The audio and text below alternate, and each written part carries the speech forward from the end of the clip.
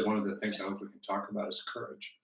Because for Uh, me, in some ways, there's the courage for the betas to stand up to the alphas. There's the courage to face the um, facts of your life if they're worsening and you've got to deal with things you didn't want. You got to see it clearly. One thing that's been here for us is the courage also to recognize when you're kind of facing a binary choice. You've got two paths.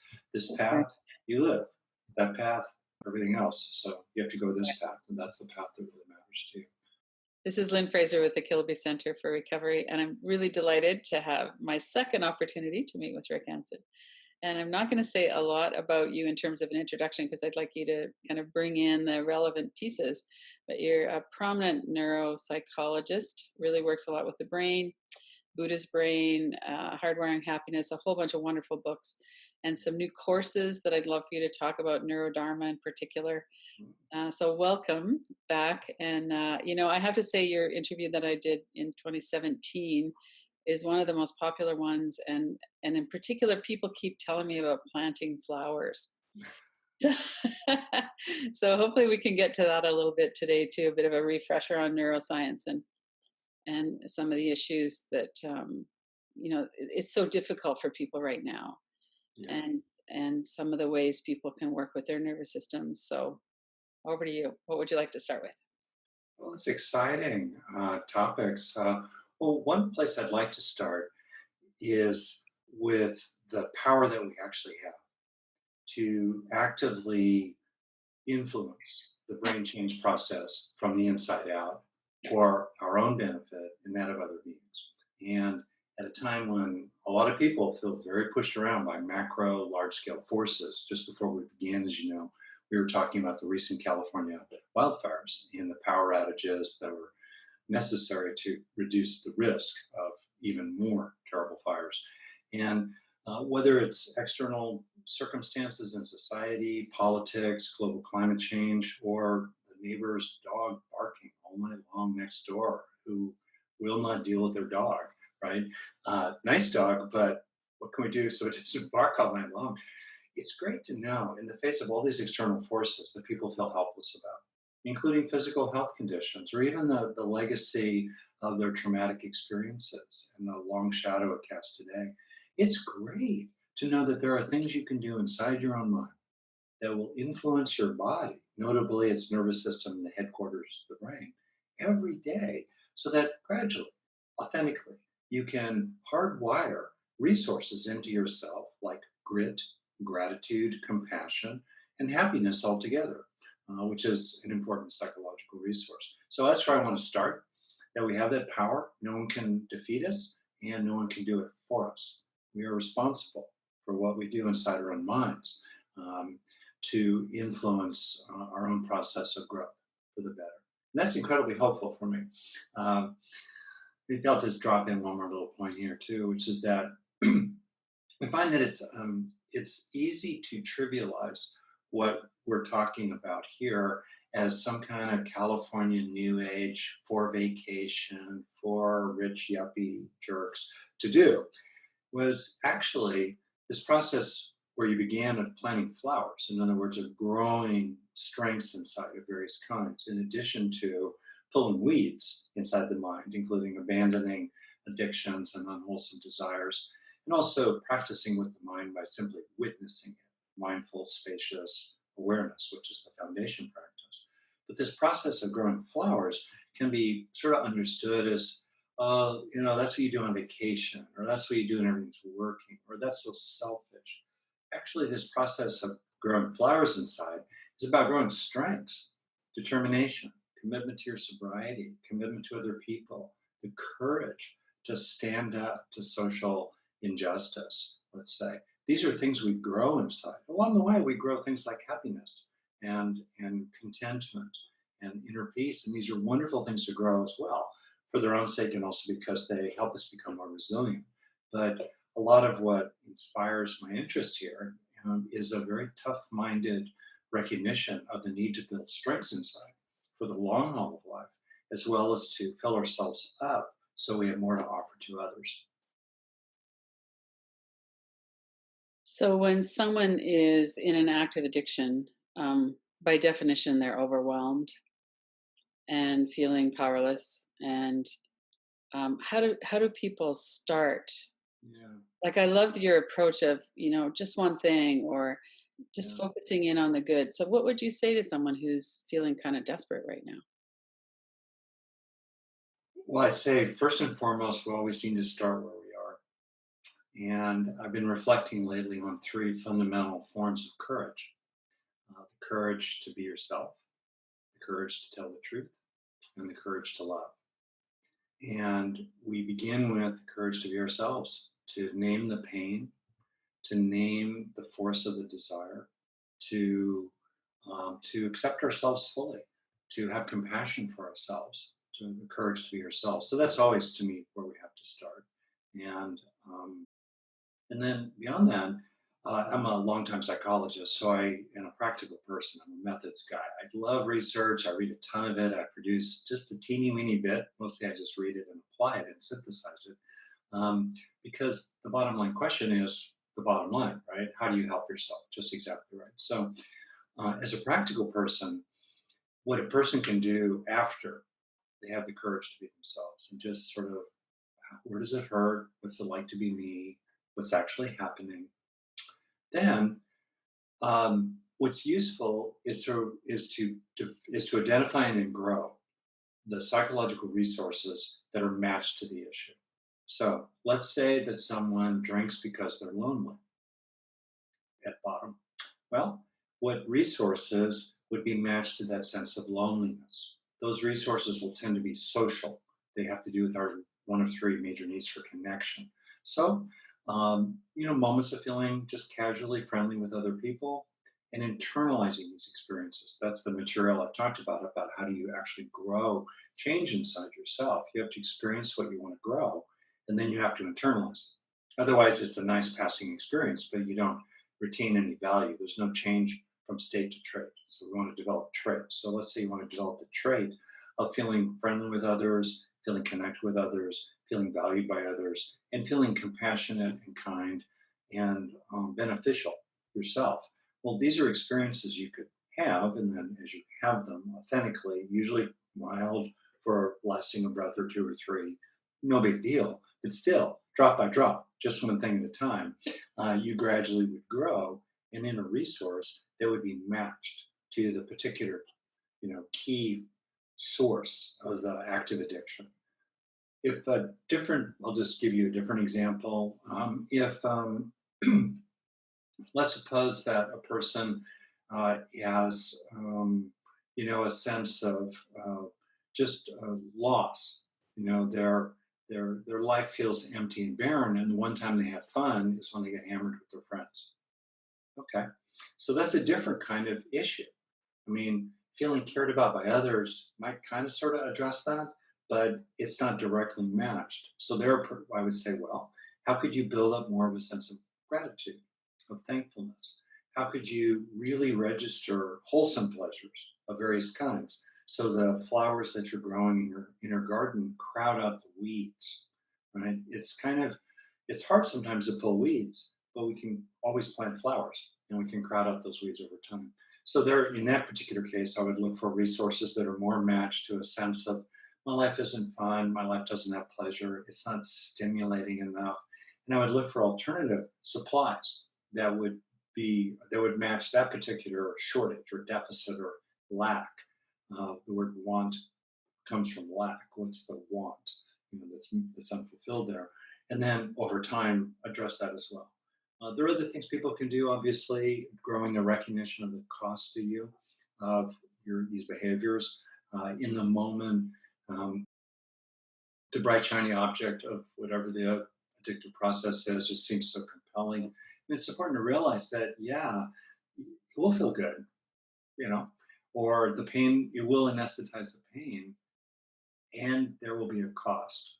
And to make that cost real, to have a sense of the being you will be tomorrow if you wake up in the morning and have to live through that day, what do you want to give that person? And then over time we develop will, we develop commitment, we develop conviction. These are resources as well that we can grow. So if someone's facing that choice, there's the drink, and I don't want to do that. So Yeah. what could they do in that moment to kind of move into that? Okay, that is going to be the cost because there's so much denial about the cost. Yeah. So in addition to the sort of standard obvious things like don't have the drink there in the first place, um, I think there's a apparently Chinese proverb, although I have no idea if it actually came from China. Uh, Person takes drink, drink takes drink, drink takes person. Ah, So you're talking about that transition from person takes drink to drink takes drink to then drink takes person. So I'll give you a couple of brain hacks that are really neat based on recent research. So when we're caught up in an addictive moment, and I can relate to this. My grandfather was an alcoholic. mhm. I grew, I came of age in the 60s and 70s. And I can relate to it. So the nature of addictive desire is that your world starts to collapse. Your perceptual field starts to collapse around the stimulus object, the drink, okay, or the bottle. You pour another one, right? You order another one. Okay, there you are. So there tends to be a focus on it perceptually, and you start thinking about it. There's a sense of compulsion. There's a term in psychology, it has to do with Rorschach testing and other things. It's called stimulus bound. You get bound to the stimulus, and it feels like that. The Buddha had a metaphor a long time ago of a dog chained to a stake. I know you recently got a puppy, and I doubt your puppy's ever chained to a stake. But anyway, nice human, right? But Yeah. anyway, there you are chained to the stake, and you have a little freedom of movement, but you're bound by that stake. Right? It's like that. We're bound to this stake. Okay. When that happens, when we're fixated on a particular target, certain neural circuits in the brain that are then connected with anticipatory reward. So we think it'll be so great if we just do that thing. And so we want it.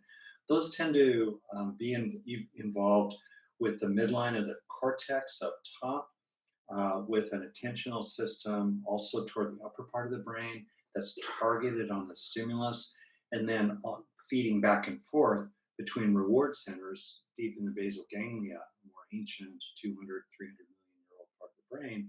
It's very primal, very primordial. Get the carrot, get the cookie, get the drink. You right? Okay, so here's the brain hack. It's very cool. On the other hand, when people are dropped into mindful awareness, just being in the present as it is, so much of that get the drink is about the future as well, right? It's about if I do this thing, I'll have a good future. I'll feel better. I'll like it. It'll be fun. It'll be okay just this once. It'll be a good future. So we're future focused. On the other hand, when we're dropped in the moment, feeling whole, not caught up in the future, with a sense of spaciousness. So over here is this siren song, like Circe and Ulysses. Come here, sailors, come here. It'll be nice. Don't notice those pigs in the corner. It'll be fun. You'll like it on my island. See all these beautiful dancing girls? See all these feasts? Come, come.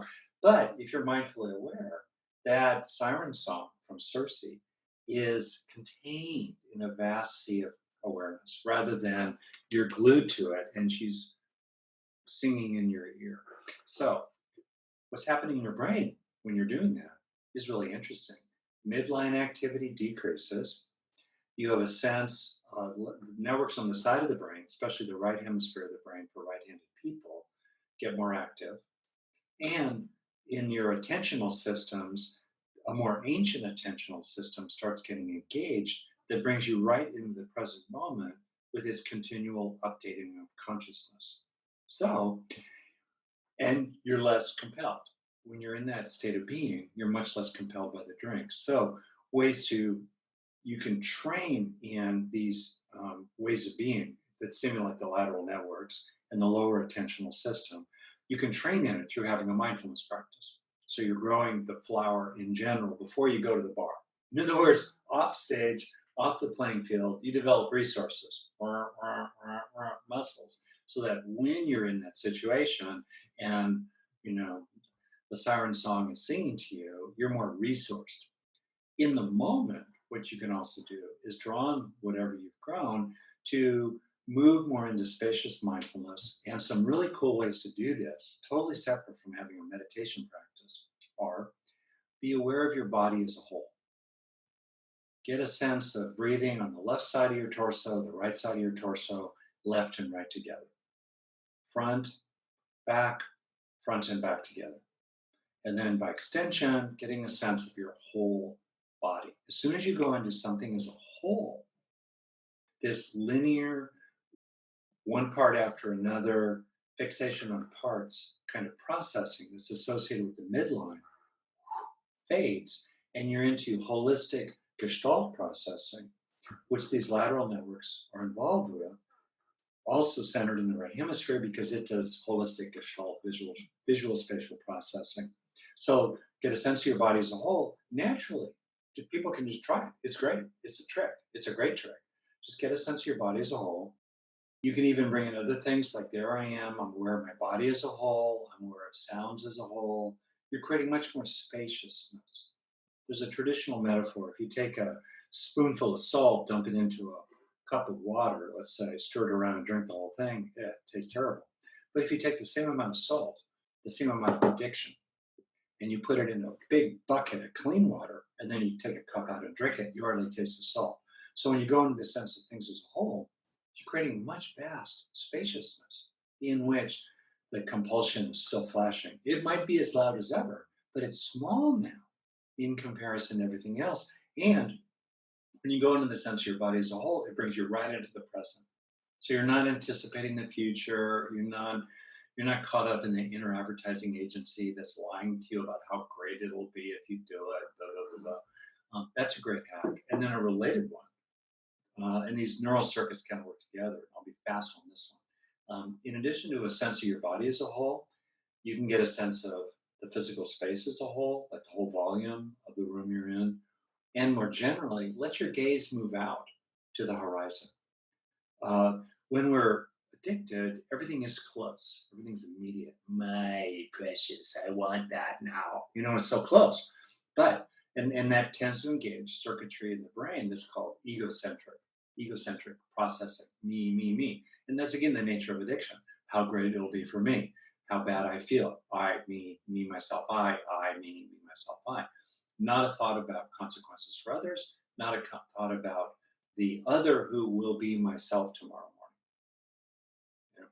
So when we're, that sense of me, myself, and I is very involved here in the midline. Also, when we think of things locally, close to us, me, myself, and I. But if you move your gaze to the horizon, or up to the heavens, which is why so many spiritual experiences happen in nature, or looking up to the heavens, when you just look out, it reduces egocentric neural processing and it increases what's called allocentric neural processing, which tracks things as a whole, including in the present moment.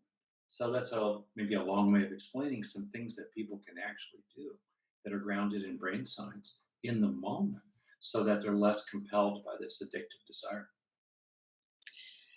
That's amazing. And one of the things that people often do is shame themselves for, you're so weak, you're an idiot, all of these things. And so we're kind of, even if we're thinking about you're going to wake up tomorrow feeling so horrible, and you're doing exactly the opposite. You're going, let's get into wholeness. Yeah. Right? That's right. It's the shame that drives the addictive behavior so often. And when we shame ourselves, it's harder. That's insightful. I know it's like arguing with that, your crazy, politically crazy uncle at dinner, and like, there's no benefit. You're like stuck in the quarrel. The trick is to just step out of the whole quarrel and just kind of see it in this vast, spacious, compassionate way.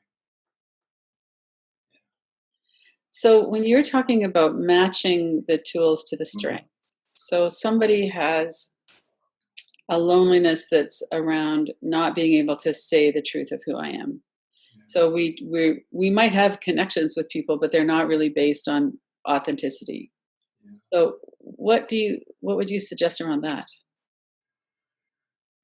It's a deep thing. So I would suggest this is a classic issue. So I'm going to tap into the wisdom of many people, probably including you as well. Uh, First, it's helpful to understand it, that we are operating on the basis of an act or persona. And by the way, one of the most, I'm trained as a Ph.D. psychologist, blah, blah. So I sat through a lot of classes and all the rest of that, learned all these models.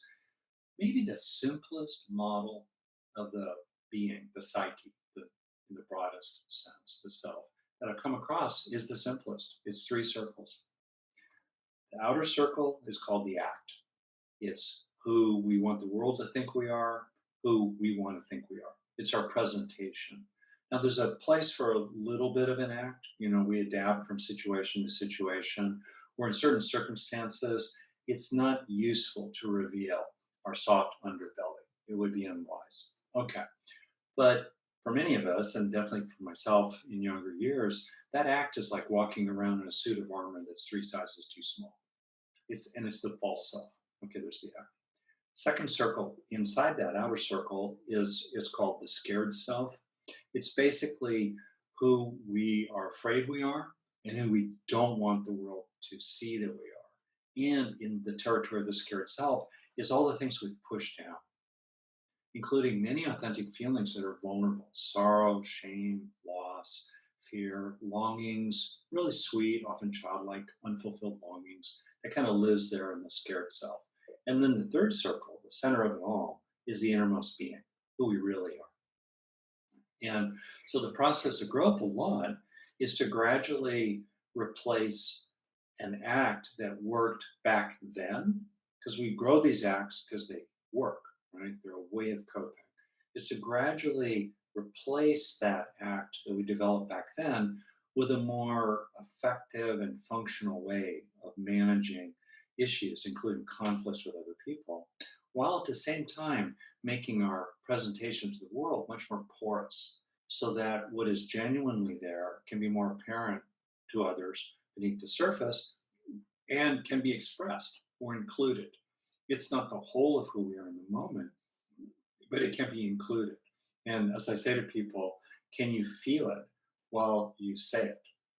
A lot of people report on their interior like a correspondent, a war correspondent from across the world reporting on a distant battle. It's very rational and Spock-like, but it doesn't feel very real. And can you feel it while you say it? That's where you're in authentic communication. So, and then related to that process, to trust the innermost being. Natural. That's a big thing, I think, is that people say, I don't trust. Well, I understand the part about not trusting a world that's unreliable, or people that are unreliable, and being clear-eyed and healthy disenchantment. On the other hand, a lot of that boils down to not trusting yourself. You don't trust yourself to be good, or to be strong, or to be able to deal or get through it, or to get through the night without using in one way or another. You don't trust yourself to be able to do that. And so it really is helpful to repeatedly be aware of the natural goodness, wakefulness, lovingness, wisdom deep down inside, the better angels of our nature. And so more and more what happens in this natural process that takes time is we replace a problematic act with a much more effective, loose one. We gradually clear out the scared self material from the past, and we become more comfortable with it. And more we just live from our being. More and more we just be ourselves. We be ourselves out loud in an ongoing, courageous kind of way. So that's the overall process. And I think it's helpful for people to just go, okay, it's a process. It took a lot of crud to get me here. It's going to take time and effort and steps to get me out of here, but at least I'm going to try. And so that's one. Second is to really feel that you have inner allies. This is so important. Where we develop these acts, and as you brought up, we feel lonely partly because we don't have authentic connections with others, because we feel let down by others, because we were let down by others, or we were mistreated by others. It's not just the absence of the good, but the presence of the bad, or not just the presence of the bad and also the absence of the good. Both those can really affect us. So today, I'm a huge believer, right, in the sense of practical. I've seen it. Like I believe in watering plants. I just see it, right? I believe in inhaling. I believe in inhaling. In much the same way, I believe in inhaling social supplies. So good, like right there, boom. I saw your face, you're warm, you're caring, you're present, clear eyed. That's an opportunity for half a breath to register a sense of being with someone who's wise and caring and sees me, for example. So even people who live in isolation or difficult circumstances, there are dozens of opportunities in the lives of almost everyone, unless you're in the world's worst prison or you're living in a cave in the middle of nowhere. And even then, you can bring into your imagination the sense of receiving from others, and very important, the sense of giving to others. There are limitations on what we can receive from others. And it's understandable that we focus on what we can receive from others if we haven't received enough. In other words, to focus on looking for that opportunity. I say the hot dog vendor, where you just joke, or you feel seen, or there's a genuine look of presence and warmth from a stranger passing on the street as you go on by. Or you have a sense of camaraderie with people you work with, or maybe in terms of the world, you feel like you're in common cause with people who care about our planet, or who are fellow Christians, or whatever it might be, or fellow people in recovery, a sense of camaraderie and community there. There's so many opportunities to have usually mild and relatively brief and still real, but little bites of Right. social supplies every day. Take in those little bites. Yes, it's not the whole banquet you long for. I get that. But still, it's food. Take in that little bite. And then bite by bite, you will gradually, bit by bit, fill yourself up from the inside out. And over time, you'll build up resources that will help you reach for larger meals more successfully by building up these resources inside. But in addition to that, and then to finish, to what we want to receive, right? So I've spoken so far only on experiencing social supplies from the outside in. And then when you experience them, slow it down for a breath or longer, feel it in your body, focus on what's rewarding about it. Any one of those three will increase the process of lasting brain change bit by bit by bit. And the more of them, the better. And the more often you do it, the better. Okay. So that's about coming in from the outside. But as you know, the world will break your heart. It does. Yeah. Lately, I've been really reflecting on the courage to, tell the truth about the ways that many, many people are stunningly irresponsible, unjust, hypocritical, lazy, uh, irresponsible, just stunning, large and small. I mean, we could talk about it politically. I'll just mention the obvious point and then bring it back down to earth. So there are limitations on what we can get from others. Right. We're a bit player in the lives of many people. They've got other issues on their plate. Yes, deep down inside them is that inherent goodness in us all. And still in the moment, it's a brush on by. So what do we do? On the other hand, we can always express caring of one kind or another, typically very mild. We can see another person suffering as they walk past us on the street. We can be a little generous in what we do. Deliberately leave a dollar in the tip jar instead of your loose change. Or let the other person go ahead. Or don't interrupt them. That's an amazing form of generosity. Just stop interrupting. Right? Uh, and other things, contribute, like get a puppy, rescue animal, Right. or be helpful, or be gracious with a little kid walking past you or being pushed past you in a little stroller. Kind of beam at that little child. Do that for them and do it for you. Hmm. Because amazingly, as we express social supplies, as we express caring, and I think of 5 kind of levels of caring, from the lowest to the highest, I'll just name them. Inclusion, that someone's included. Hmm. They're even included in your gaze, or there's a sense of we're in this together. Second, being seen, empathized with. We're paying attention to others. Grant them the gift of your attention for more than 10 seconds in a row. which is a huge give for a lot of people. Mm-hmm. How often do we actually sustain attention to another person in ordinary interaction for 10 seconds in a row, let alone 2 minutes in a row? Wow, give them your attention. Amazing. And then third, appreciation, respect. Respect is so important to grant to others, genuine respect, including simply as a fellow human with common humanity on this planet together.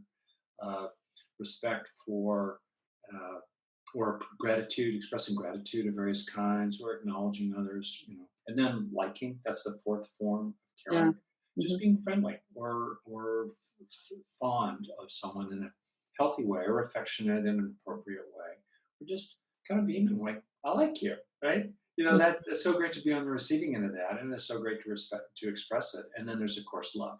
So we have those cherishing, loving, and so forth. So we have including, seeing, appreciating, liking, and loving. Great. So when we express that as well, even if the world is kind of barren, even if the world is pretty unfriendly, kind of spooky, we can't make it love us. We can't make others treat us well, but we can choose appropriately to be compassionate, to be moral, to be generous, to be forgiving, to be patient, to be helpful. We can do those things ourselves. And as we do them ourselves, love is love, whether it's flowing in or flowing out. Mm-hmm. As we do those ourselves, we can fill ourselves up. And as we experience those things, we can also internalize and slow down. What does it feel like to have compassion for someone walking past you on the street?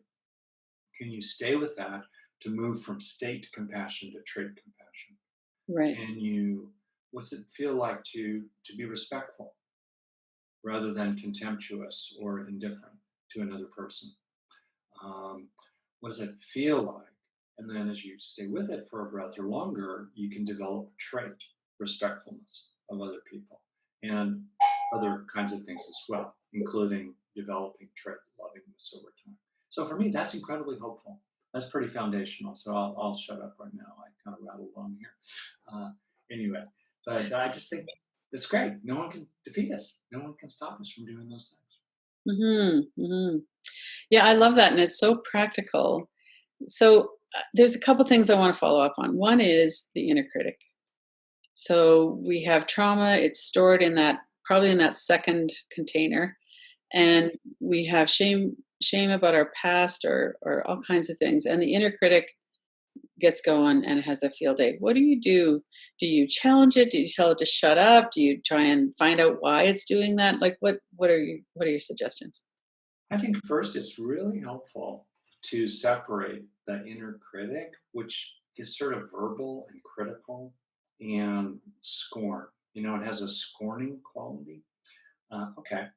Separate that from um, very somatic, typically, and emotional feelings of things like shame or inadequacy, or that, like the bottom dropping out of your gut. Just so the point is, they go together, but they're kind of different. The inner critic is more verbal, it's more cognitive.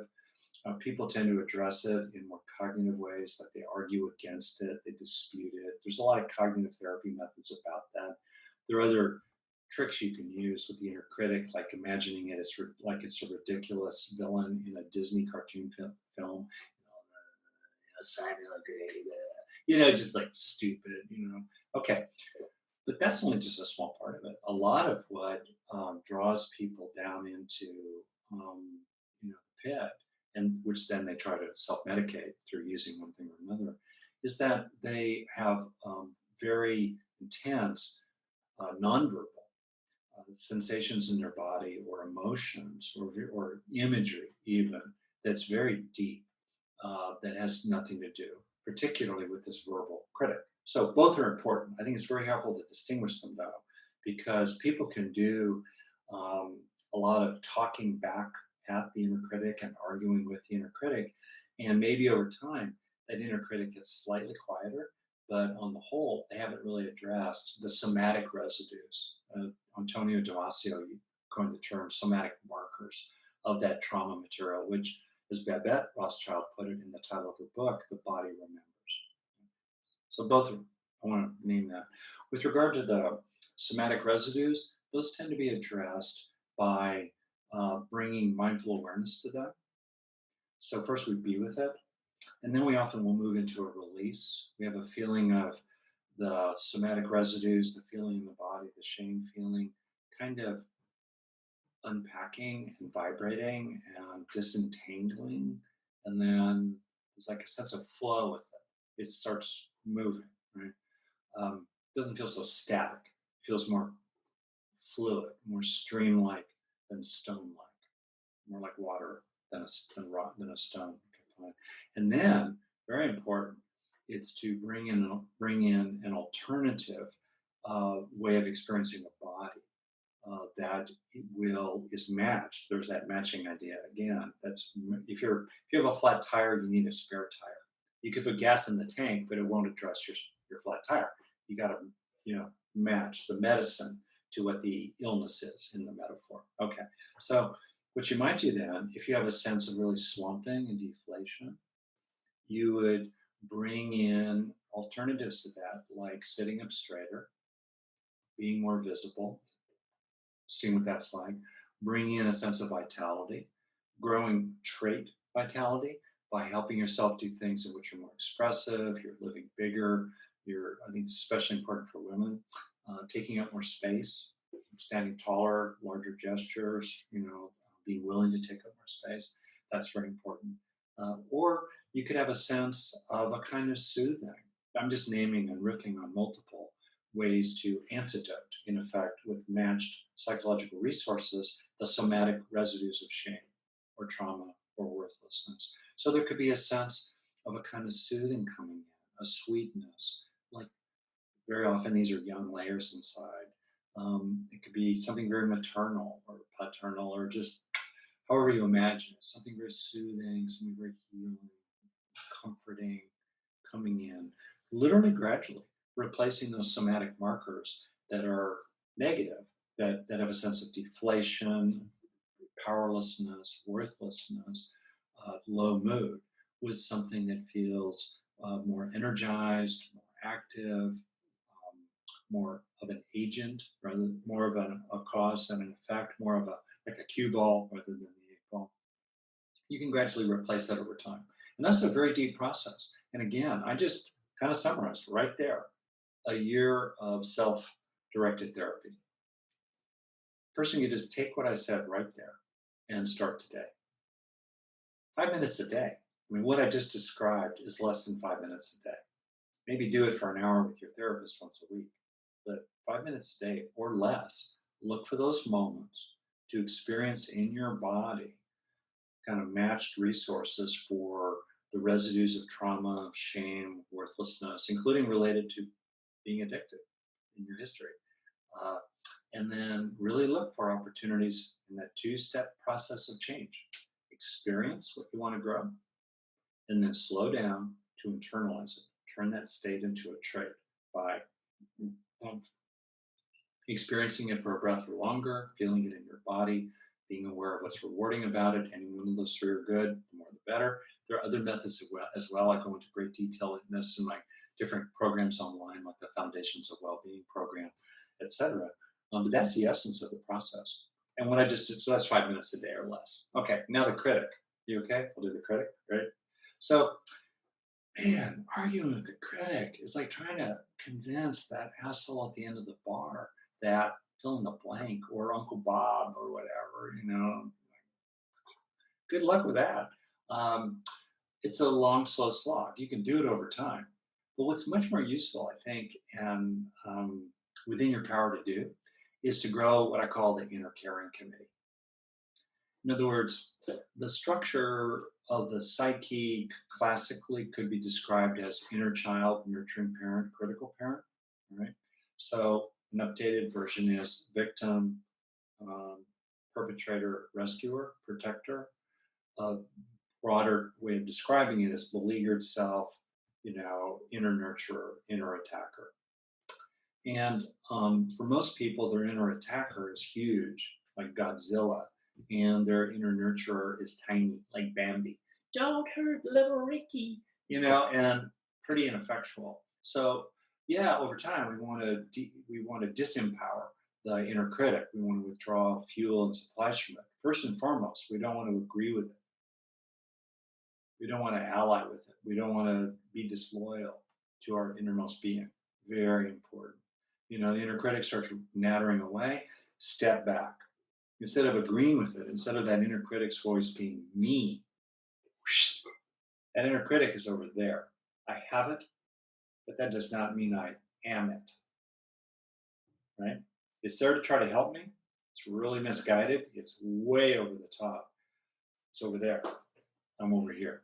Okay, that's important. But beyond that, look for those opportunities to grow your inner nurturer. And I think of the caring committee, which has many members. There's your tough-minded sponsor who just sees it the way it is and looks you in the eye and calls it. But they're not mean. They're on your side. They're your ally. I think about, I've never been in formal recovery, but I have a feeling for this. And I think about coaches I've had or rock climbing guides. Quit whining, Hanson, and start climbing. But they're on your side. They're not horrible about it. They're not the inner critic. They're like, and there's a place for that. There's also a place for encouragement. Like, you can do this. It's okay. I know it hurts. You can bear this pain. You don't need to use to get through the night. You're going to be okay. You've gotten through before. You can do it again. One breath at a time, right? One day at a time. You can hang in there. Like, that's encouragement. There's also a really sweet, tender aspects of the caring committee. Love you, sweetie. I think of the little kind of plump fairy godmother in the Sleeping Beauty films from Disney. Like, yeah, it's okay. I think about your friends. Who's on your caring committee? Your partner, your cat, your guardian angel, spirit beings. Is God with you on your caring committee? Your horse. I have a friend whose horse is definitely on a caring committee. A rescue horse. So anyway, so that's my summary. So we can deal with the inner critic by disidentifying from it, defueling it, not agreeing with it, not feeding it, not following it. As they say in Zen, we don't have to follow that voice. But in addition to that, and we can argue against it and all the rest of that, it's really important to grow the inner caring committee over time. And here too, 5 minutes or less a day. Any opportunity to feel cared about, or to even in your imagination, who's with you? Who are your inner allies? Who are your comrades in this hopefully long and inevitably difficult, if not always difficult, journey through life? Who's with you? And you can grow this caring committee inside every day. I think it's really important too that you don't have to have necessarily in-person caring committees, that you can do it even in your imagination. Precisely. And implicit in what you're saying and what I'm saying is this sense of self-reliance and resourcefulness. Right. And I want to name something though. Yes, they should have helped. Mhm. Yes, they should have not have been such world-class assholes. Mhm. Yes, that's all true. Yeah.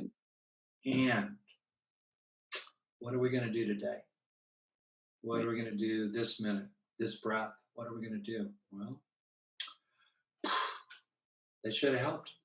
They really should have helped. And Should it's have. burdensome on me to have to do it for myself. Mhm. Dang. And yet, the courage to tell the truth, the courage to see the way it is the courage to recognize, yeah, I am on my own. Sucks. Okay, what can I do? Right. What can I do in the next minute? What can I do in this situation? What can I do in the inner temple of my own mind, which I could point to any part of my body? What can I do in my innermost heart to practice with what I'm feeling right now, cope with this situation, and help myself grow in the process? Mhm. Mhm. So your programs that you offer, there's so many. I mean, you've got a wonderful podcast with your son Forrest, That's a and really good thing to do. Yeah. it's a great thing to listen to. Yeah. The Being Well. It's called The Being Well. being well. What it's about. We have all kinds of great people on it. Yeah. Yeah. And your books, of course. And so you have a new online program, Neurodharma. Can you just, I mean, it's fascinating just looking at your descriptions. It's so holistic and deep. I mean, I could just sense some of the spaciousness in there.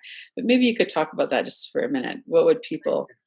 So people can go to my website. It's the easiest way to do it, rickhanson.son.net. I have lots and lots of resources there of many, many kinds. I was laughing with the people who work for me because I drive them crazy sometimes. I'm a librarian at heart in some ways. You know what I mean? In that, I like libraries were a refuge for me as a kid. Just kind of get Mhm. out of the war zone of my family and go to that library.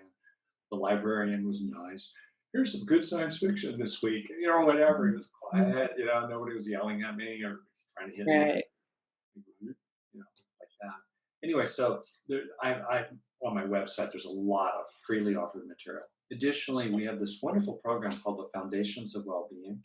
Mhm. It's unique, it's thorough, it's set up to take about an hour a week. You could Mhm. do it over the course of the year. You could speed it up or slow it down. Mhm. And it has to do with growing 12 strengths inside that are Ah, relevant for life in general, as well as certainly these are very, very relevant for addiction and recovery. Strengths like mindfulness, compassion, grit, gratitude, motivation, aspiration, intimacy, things like that. Okay, that's the foundations of well-being. It's mhm. foundational. It's Right. a thoroughgoing, fundamental foundation of happiness and resilience, the two together. Great. On that foundation, on the foundation of the foundations of well-being, in the last several years, I've developed this material that I call Neurodharma, which for me is a way of saying science, wisdom, and steps to the highest happiness.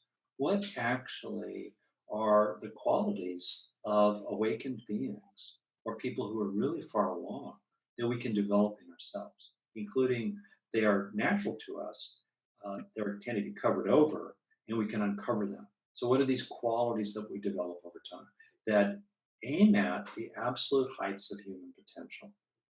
I think in these times, which are full of wonderfulness, they're also full of just a kind of ugliness and despair.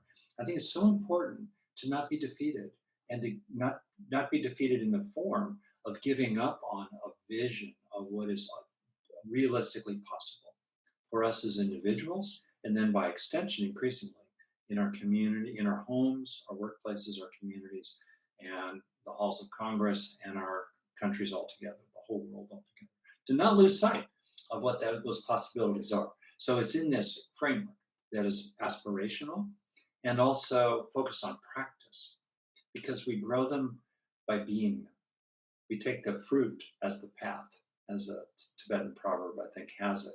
So I'll just very quickly name what these are. And I have an online program that, in a very real way, goes through, it's based on a hardcore, deep meditation retreat I taught for over 10 days with guided meditations, talks that are really about the upper reaches of human potential, which are so relevant to the trenches of the crud of everyday life. So, briefly, and you can feel, so I'll just name them as practices. Steadying the mind, that's the first of seven. So, you look at people who are really, really far along, and we would think of them as models. They're people, some of them are famous, some of them are known in history. Um, some of them nobody knows about. It's that kindergarten teacher that when she passes away, 300 people go to her memorial in that small town and say she was a living saint. I don't know how she did it. How do they do it? Oh, and I should add that in each one of these seven, I explore plausibly what's the underlying science these days of how, what's the embodied basis of steadiness of mind, the first of the seven. The second is warming the heart. How do you develop compassion and love in the face of injustice and unkindness so that you're not a chump? You're strong, but your heart is not poisoned by hate. How do you develop that over time? Well, what's happening in the body when you're warming your heart, right? Or the third practice I call resting in fullness, coming into a deep feeling in the moment, in the core of your being, of inner peace, contentment, and love as you face the challenges of life. So it's kind of like having a very deep keel in your personal sailboat so that inside yourself, no matter what's going on in your body or out in the world, you feel fundamentally an unshakable core of resilient well-being way down inside that has feelings in it or qualities in it of peacefulness, contentment. There's an enoughness already, which obviously undermines any and all addictions. Contentment, is the circuit breaker for addiction. If you're already contented, you don't use. If you feel already full, you don't reach for the next thing to take in. So how do you develop that sense of fullness? Fullness already, resting in fullness. That's the third practice. So those three go together. They're individually quite profound in meditative ways. If you're inclined, you can develop any one of them very profoundly. Tremendous steadiness of mind takes people into these non-ordinary meditative experiences, samadhis, jhanas, just way out there. Love can be profoundly perfected. Imagine the love of a living saint and then the realistically dialed down version that's accessible to ordinary mortals. And you can also develop profound equanimity, profound inner peace, contentment, and love that's undisturbable. Undisturbable. That's great. But these three are kind of ordinary. Then the next three really go into the deep end of the pool. The fourth is, I call it being wholeness. I spoke of it earlier, getting into a sense of your body as a whole, yourself as a whole, the courage to be yourself out loud now, courage to be yourself now, who you actually are now. And as you do that, you start moving more into a sense of your mind as a whole rather than feeling internally divided. A lot of what drives addiction is feeling internally divided in one way or another. Fifth practice, receiving nowness. Nowness. You come right into the present. How do you actually do that? What's going on in the brain when you be here now? When you tap the power of now? There are really neat things you can do to train, to be right in the present moment. And when you're right in the present moment, there's much less suffering. Suffering is like in the backwash, 2, 3, 4, 5 seconds behind what happened right now. The more you come into the immediacy of the moment, the less suffering. The sixth practice I call opening into allness. That's where you start having a sense of being one with everything. You know that your body's here, that body's there. You know you have to stop at a red light. But more and more, you feel like a local ripple in a sea of causes, right? That you're part of everything. And you feel instead of beleaguered and divided away from everything, attacked by it, instead, you feel supported by everything. You're buoyed. You're protected by everything. That's a wonderful, wonderful experience. And by extension, and I explore this in my material as well, plausibly, what's going on in the brain when people have these very intense, non-ordinary experiences, boom, in which the sense of self drops out and the sense of the universe, the whole world, just shines forth. And then the last practice I call finding timelessness. That's where minimally we find what could be called unconditioned, unfabricated within ourselves, not constructed, not subject to arising and passing away. And for those like me who think there is more than ordinary reality, who believe and experience that there are supernatural and in particular transcendental aspects to ultimate reality, the divine, the ground, the nameless, the unconditioned, as the Buddha talked about it. That last chapter is about, or that last practice, the seventh one, finding timelessness, is about what can we do in our practices to open into what is unconditioned, what is not subject to passing away, and therefore an unreliable source of lasting happiness. How can we uncondition ourselves from the bad habits we've acquired? How can we be aware in ourselves of a field that's unconditioned, that's reliable? It's like a pond that's still. And by extension, if you're into it, how can we open up into the transcendental, a sense of timelessness, peacefulness, consciousness, maybe a love that's beyond ordinary love. What can we actually do? So those are the seven. As you can tell, it's a big swing. I'm going after the ultimate. And along the way, exploring continually, what's the underlying biology of that? Plausibly, what's going on in our brain, and how can we use that information to drop into those ways of being, in our own real life, to develop over time traits of steadiness, lovingness, fullness, wholeness, nowness, allness, and timelessness. That's really cool. That is really cool. And it's like this perfect blend of your psychology training, your neuroscience understanding, and your deep meditation practice and your own depth. Yeah, thank you. And you're exactly right. It's a practice for me. I liken it a little bit. So I just finished a book about this that's going to come out in May next Oh, year, good. and I'm very happy about it. And the sort of um, the felt sense for me of what this is about is having spent a fair amount of time in the mountains. I think about my friends who are maybe farther up the trail.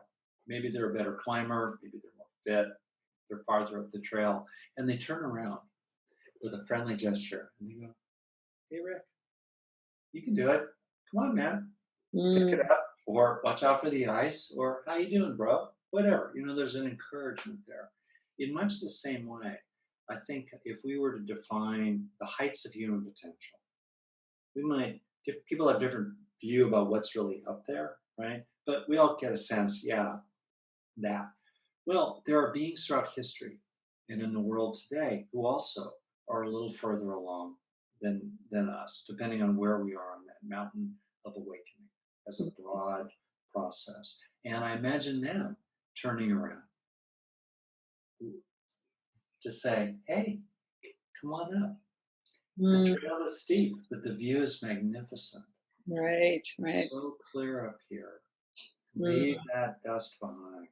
Come on, you can do it. I did it. I got here myself. I walked up here myself. You can do it as well." So it has that spirit of invitation.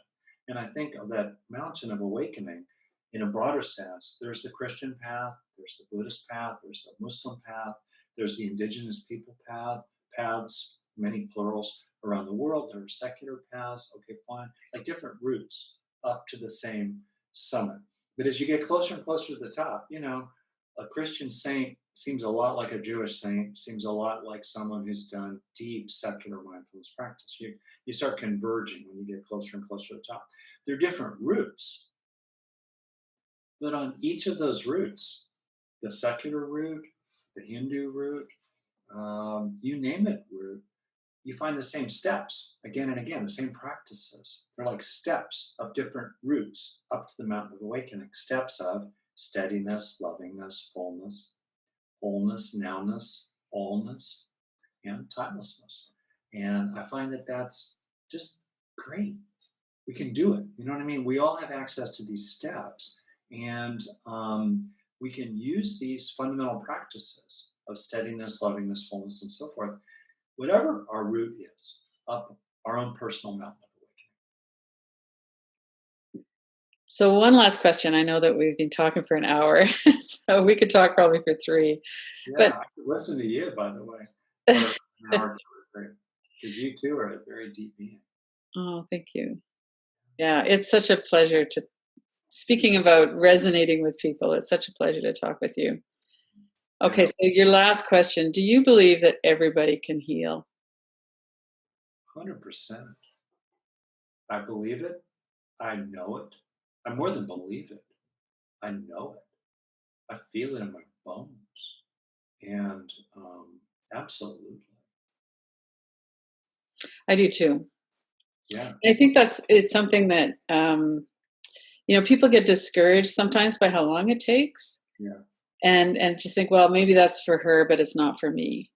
And you've had, years of your clinical practice and working with people and meditating and all that you bring to this. And so I asked that question because I want people to be able to look into your eyes and hear you say that. 100%. Yeah. 100%. And it's like, I know that there's coffee in this cup. Yeah. I know that my friend made this cup and gave it to me. Wow. I know these things. Right.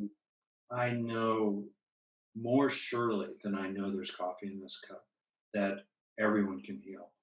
And I also know that um, the bigger the issue, the more effort we need to make.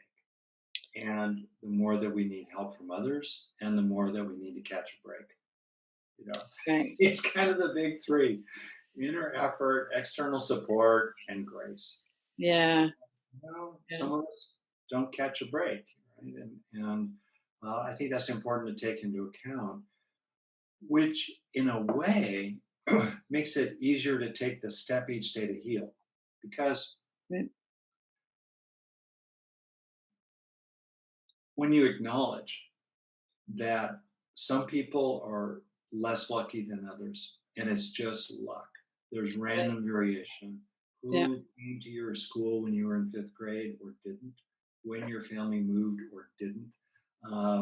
Something genetically glitch upstream. What your mom was doing when you were a fetus inside your womb wasn't your fault. It's big Yeah. picture. You really get it. Who your government is, whether they're public services for drug addiction, all that stuff. Right. Uh, you realize I can't do anything about all that stuff. You know what I mean? And it Yeah. kind of lightens you up because you realize that it's just friction to rail against it. There's a place for being outraged. There's a place for moral disgust. There's Mhm. a place for clearly recognizing the forces. There's a place for healthy anger. Great. But after whatever's useful about that, anything else is excess baggage.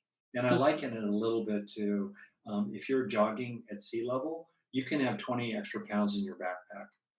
But if you're at 20,000 feet, bringing your friends up the mountain with you, you can't afford that extra crud in your backpack. You've got to lay that stone down. You've got to drop Mhm. that baggage. And I think it's helpful to realize, yeah, those forces that hurt me are not good, da da da da. But carrying grievances, carrying grudges, resentments, and so forth, it's like taking poison and waiting for others to die, as the saying Mhm. has it. That's not good for us. So then what we're left with is what we can do ourselves every day. And Right. there's tons of science. I don't care how bad it was for you as a premature infant, or I mean, I do care, but what I'm meaning is, in it, no matter how bad it was for you as a premature infant, no matter how bad the genetic deck is stacked against you, no matter how crummy your current circumstances are, research shows and experience tells us that inside the temple of your own innermost being, no one can defeat you. This breath, what you do there, this breath, is Right. under your influence. And that's a power that we can all claim. And as we claim that power and use it, we can heal. It Mhm. may take a while, but the journey is noble. That's the other side of it. The journey, Mhm. rather than being perfectly healed, uh, am I doing the best I can this breath? Am I doing the best I can this minute? Mhm. There's a saying, I think in Tibet, I think Alcoholics Anonymous and Tibet have the best sayings, basically. Okay. Anyway, there's a saying supposedly from Tibet: if you take care of the minutes, the years will take care of themselves. Ah, right. What can I do this minute? And that's where honor is: nobility, dignity, self respect. What can I do this minute? And no one can stop us. Mhm. Well, thank you so much. It's just been wonderful talking with you, and, That's great. And I think moxie and scruffy, like I'm a mellow California therapist, but it's like, kind of mellow. And there's no yeah, replacement for moxie, yeah, for grit and courage and determination and yeah, firiness as appropriate. And to bring that as well, bring that to bear. yeah. Yeah, we need all of that to heal. Yeah. Well, thank you so much. Oh, so super honored to do this, and I wish people well. And check out my stuff. We have money back guarantees. It's very affordably priced. With tons of value in it. Check Mhm. it out. Um, It's and rickhanson.net is the portal. yeah, Yeah, rickhanson.net. Yeah. right. So thank you. Oh, cool. Well, thank you. Blessings to you and gratitude to you for what you do. Seriously, you help a ton of people. Well, thank you. And gratitude to you too. Yeah. And I just found out yesterday, I'm going to do an interview with James Gordon next week. So he sounds like a pretty delightful guy. I know he's just on your podcast. That's exactly right. Yeah, Yeah. he's really special. He's a hero. He's Yeah. a super real deal. Yeah, that's awesome. Yeah, I'm really looking forward to that. Well, until Vows, we meet again. blessings and vows, blessings and vows. Yeah, lovely. Okay, bye for now, Rick. Bye. Hello, this is Lynn Fraser with the Kiloby Center Radical Recovery Summit. We are so excited to bring you the lineup for January 10th to 19th, 2020. Go to radicalrecoverysummit.com to see the new headliners for 2020 and to sign up. You can watch free January 10th to 19th or buy an all-access pass.